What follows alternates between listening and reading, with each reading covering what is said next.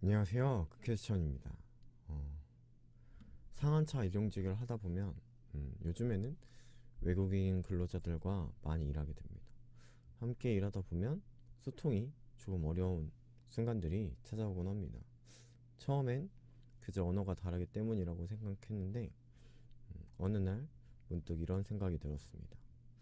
왜 그들은 한국어가 그렇게 어려울까?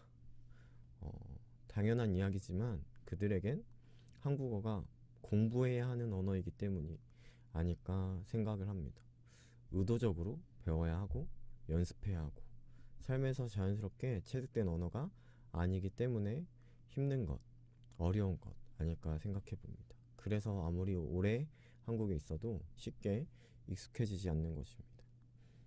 그런데 또 한 가지 생각이 더 들었습니다. 그렇다면 왜 배우지 않을까? 그들은 이 나라에 있지만 이 나라에서 살아가기 위해 온 것이 아니라 돈을 벌기 위해 일을 하기 위해 잠시 머무는 경우가 많습니다. 특히 상하차 같은 일은 말을 많이 하지 않아도 할 수 있는 일이기에 굳이 한국어를 깊이 배우지 않아도 살만합니다. 요즘에는 번역기도 있고 통역 앱도 있고 몸으로 일하면 되니까 굳이 배워야 하나? 라는 생각이 들 수도 있습니다. 살만하면 사람은 배우지 않습니다. 필요성을 느끼지 못하면 굳이 그 언어를 깊이 배우려 하지 않습니다. 그 순간 이런 질문이 제 안에 생겼습니다. 혹시 나도 신앙을 그렇게 대하고 있는 건 아닐까? 하나님을 믿지 않아도 지금 당장 큰 문제가 없으니까. 하나님을 깊이 사랑하지 않아도 삶이 완전히 무너지진 않으니까. 그래서 나는 하나님을 적당히 믿고 하나님을 적당히 사랑하고 하나님의 언어를 굳이 깊이 배우려 하지 않는 건 아닐까요? 살만하니까, 버틸만하니까, 그럭저럭 괜찮으니까. 그래서 하나님을 진짜로 붙들지 않고 있는 것은 아닐까 생각해 봅니다.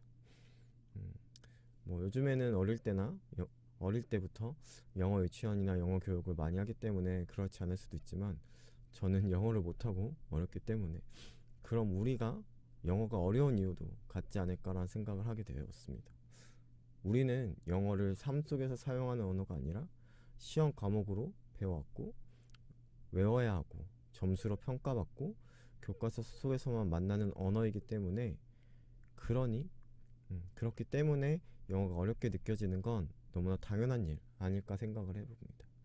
반대로 한국인에게 한국어는 어렵지 않다고 어렵다고 느끼지 않을 것입니다. 왜냐하면 우리는 한국어를 공부로 배우지 않았기 때문입니다.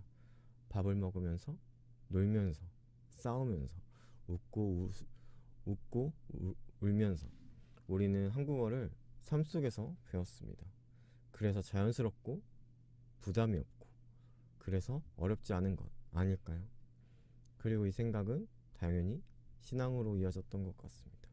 혹시 우리가 신앙을 어려워하는 이유도 신앙을 살아내지 않고 신앙을 공부하려 하기 때문 아닐까? 믿음을 공부하려고 하기 때문 아닐까? 기도가 어렵고 말씀이 안 들어오고 예배가 부담스러울 때 우리는 자꾸 내 믿음이 부족해서 그렇다고 생각하고 말할 수 있습니다. 많은 경우 우리가 신앙을 생활이 아니라 학습으로 대하고 있는 것 그렇기 때문은 아닐까 생각을 해봅니다. 성경을 공부하고 예배 시간을 채우고 신앙 이벤트를 쌓아가면서 경건의 모양은 있지만 경건의 능력으로 삶에서 드러내지 못하는 이유도 이 때문 아닐까 생각을 해봅니다. 생각해보면 언어가 익숙해지는 가장 빠른 방법은 책상 앞에 오래 앉아 있는 게 아니라 현지인 친구를 사귀는 것 아닐까요? 현지인 사람과 연애를 하거나 그런 것 아닐까요? 그 사람과 시간을 보내고 대화하고 함께 웃고 울며 삶을 공유하는 순간 그 나라의 언어가 자연스럽게 몸에 배기 시작하지 않을까요? 언어는 공부로 익숙해지는 것이 아니라 관계 속에서 익숙해지는 것 아닐까 생각을 해봅니다. 그렇다면 하나님 나라의 언어도 마찬가지 아닐까요? 하나님이 나의 친구이시고 나의 사랑하는 신랑 되시는 분 아닙니까? 이 관계를 잊지 않을 때 우리는 하나님과의 동행 속에서 자연스럽게 하늘의 언어를 배울 수 있는 것 아닐까요? 음, 또 이런 생각이 들었습니다. 영어를 모르면 영어가 내 주변에 흘러나와도 그저 외국어일 뿐입니다. 러시아어를 몰라도 러시아어를 모르면 그 말이 들려도 의미가 되지 않죠. 그 언어를 모르면 그 소리는 존재해도 내겐 들리지 않습니다. 하나님의 음성도 그렇지 않을까요? 하나님의 말씀이 흐르고 있고 하나님의 은혜가 스쳐 지나가고 있고 하나님의 위로가 내 삶을 감싸고 있지만 내가 그 언어를 배우지 않았다면, 내가 그 언어에 익숙하지 않다면, 내가 그 위로와 은혜를 느껴보지 않았다면 우리가 그것들을 내가 못 알아듣고 있는 것은 아닌지, 하나님의 언어를 못 알아듣고 있는 건 아닌지, 하나님의 뜻이 흐릿한 것이 아니라, 하나님의 뜻이 애매한 것이 아니라, 하나님의 음성이 작고 모호한 것이 아니라 내가 하나님의 언어를 잘 모르는 것, 내가 하나님을 잘 모르는 것, 그거 아닐까요? 하나님의 뜻은 언제나 명확합니다. 하나님을 사랑하고 이웃을 사랑하고 무슨 일을 하든 죽게 하듯 하고 하나님의 나라와 의를 먼저 구하는 것, 이처럼 하나님의 마음과 하나님의 언어는 언제나 단순한 것 같습니다. 흐릿한 것은 하나님의 말이 아니라 그 말 사이에 서 있는 바로 나 아닐까요?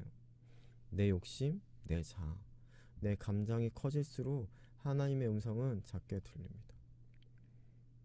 그래서 신앙이 명확해지기 위해 필요한 것은 더 많은 정보가 아니라 더 깊은 관계이고 내 자아를 조금 내려놓는 용기 아닐까요? 또 하늘의 언어는 죽이는 언어가 아니라 살리는 언어일 것입니다. 내가 사람을 비난하고 비판하는 것이 아니라 그 사람을 위로하고 사랑하는 언어. 그 언어를 내가 하늘의 언어를 그렇게 배워가야 하는 것 아닐까요? 굳이 배우지 않아도 살만한 신앙이 아니라 하나님의 나라를 진짜로 살아가기 위해 하늘의 언어를 배우는 하루가 되기를 바라봅니다. 우리의 삶 속에서 하나님의 음성이 다시 선명해지고 우리의 입술이 하늘의 언어를 말하고 우리의 삶이 하나님 나라를 드러내는 하루가 되기를 바랍니다. 감사합니다.